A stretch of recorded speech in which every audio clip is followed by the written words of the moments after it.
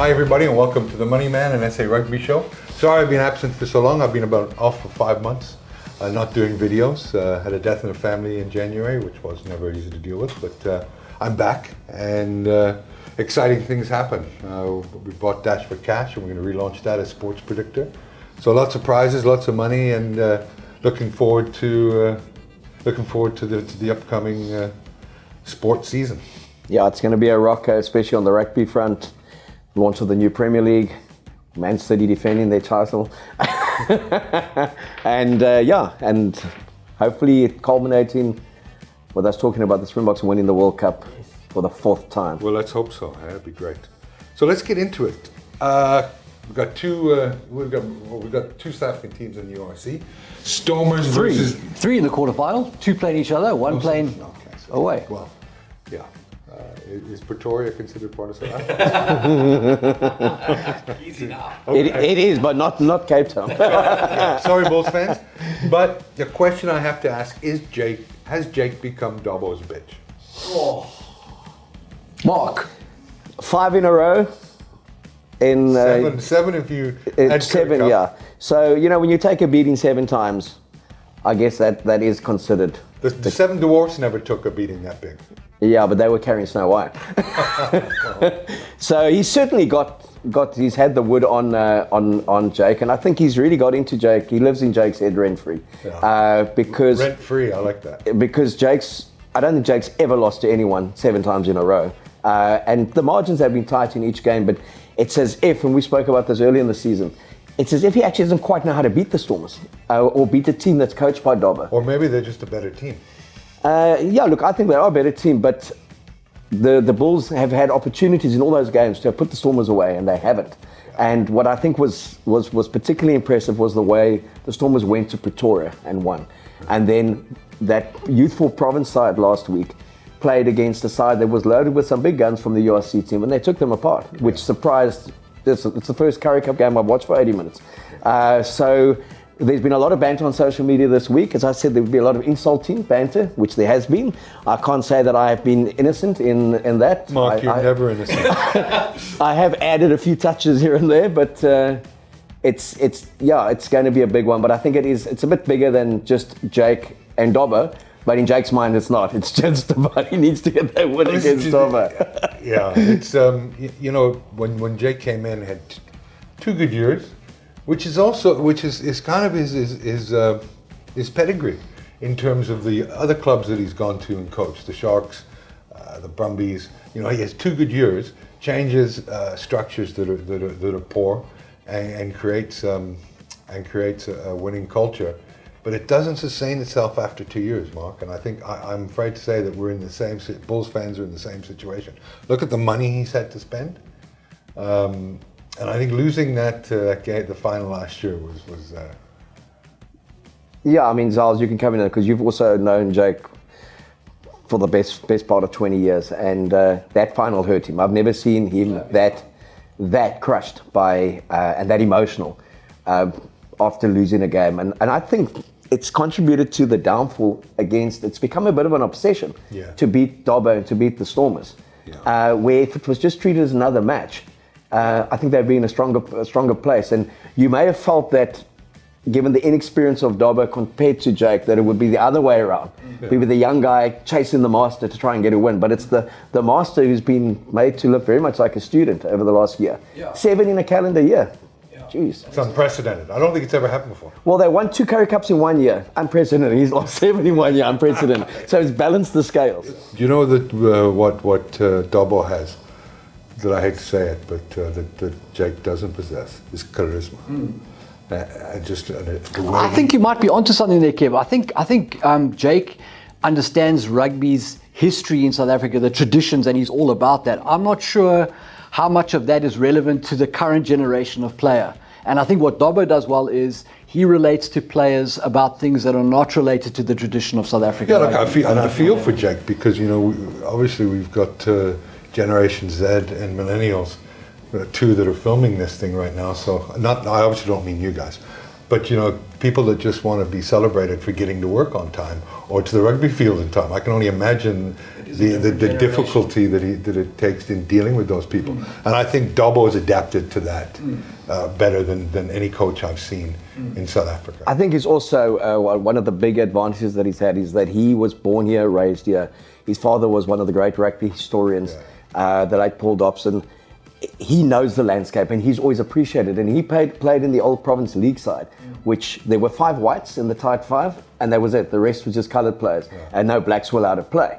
So he's always understood the value of what these magicians, the youthful coloured backs bring.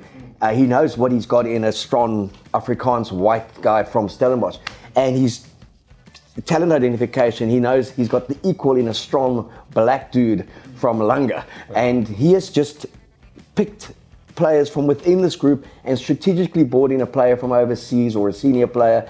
And that province team is you had a young kid who came off the bench who was playing for Stellenbosch High last year. You had Angela Davis who played for Stellenbosch High out in the northern suburbs. They invited 10 club players to train with him in the beginning of the season, and those players have gone through to make some provincial debuts and that. So he's never had to be told about this stuff, and he hasn't bought a team. So when you look at the Galacticos, like the Sharks, they try to buy success, and even was never going to play more than 5-6 games for them. He got injured, he played 3. Sears played 6 or 7 games, gone. He's gone to Racing. The Stormers passed up on even coming back. They don't want those big name players. They don't want to buy Springboks anymore. They want to make Springboks, Dobbo said. And they want to encourage the youth to want to stay here and play.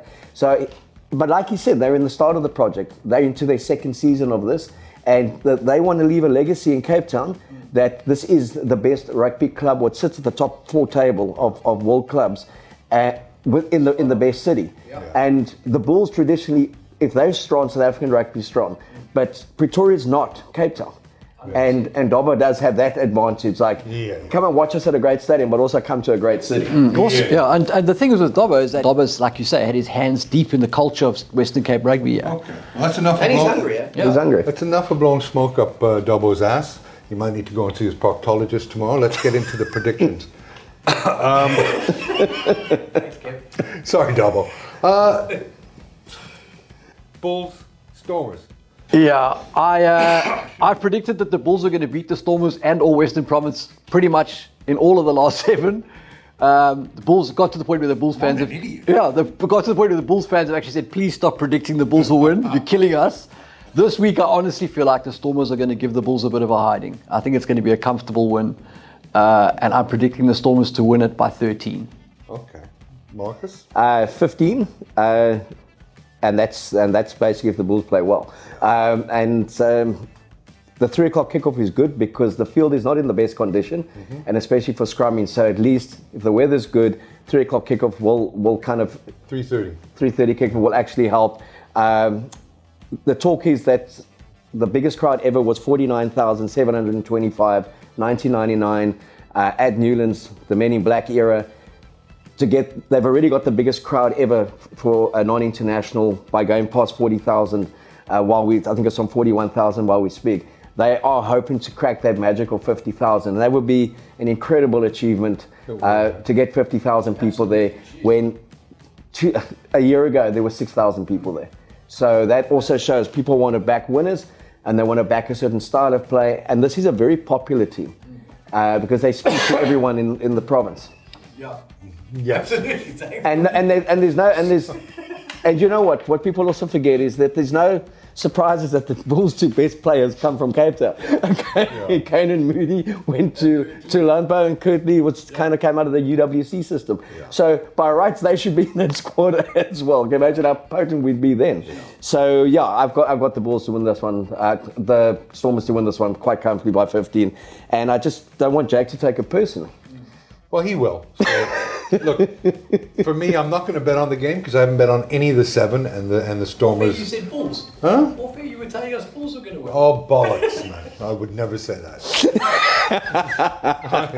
not when the history clearly shows that Jake cannot beat Dobbo. Okay. And look, there's going to be I reckon it's between 45 and 50,000 people. So if you're going to the stadium, try and get there early because that sort of crowd's going to make traffic pretty hectic. I have no reason to go against the Stormers tomorrow, and I see them winning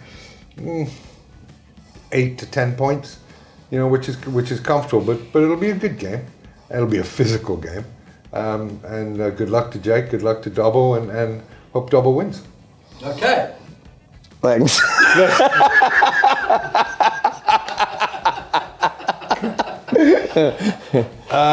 Sharks versus Leinster. Mark, not much to talk about here. I think, like you said to me earlier on, the team that the Sharks have sent, not the greatest team, and Leinster will take them apart. I absolutely agree. I think there must be no worse feeling than getting on a plane, flying economy class via Doha, knowing you're going to get your ass kicked, just to get right back on it as a lock, back to economy class, back to South Africa. As Keith Andrews would always say, this is a good one to have missed. Okay. so yeah. I'm saying Leinster by 20 plus. Yeah, I would agree with that. Yeah, I've got Leinster conservatively by 20 points. I haven't seen the team that they put out yet. It's going to be a mix and match of the one that's playing in the Champions Cup. But anything between 20 and 30 points in terms of differential. You saw what their first team did to Leicester Tigers, how comfortably they beat Toulouse, and that B team played at home is a very good team that drew with the Stormers 22-all. The side that played in Pretoria had 2 of the B team players in it. So that was the academy side. That was the C side. That was the C side and a mixture of the academy, and they took 60 points. So Leinster in Dublin at the Aviva again. I think the Sharks will be competitive for 20-25 minutes, and boom, they'll blow out in the last 15 minutes as they did last time. Yeah. Anyway, Agreed. okay. So we're pretty much in agreement. Yeah. Very rare, and Well, that happens when you stay away for 5 months and come back. anyway, thanks for watching, and like and subscribe to whatever. Appreciate it.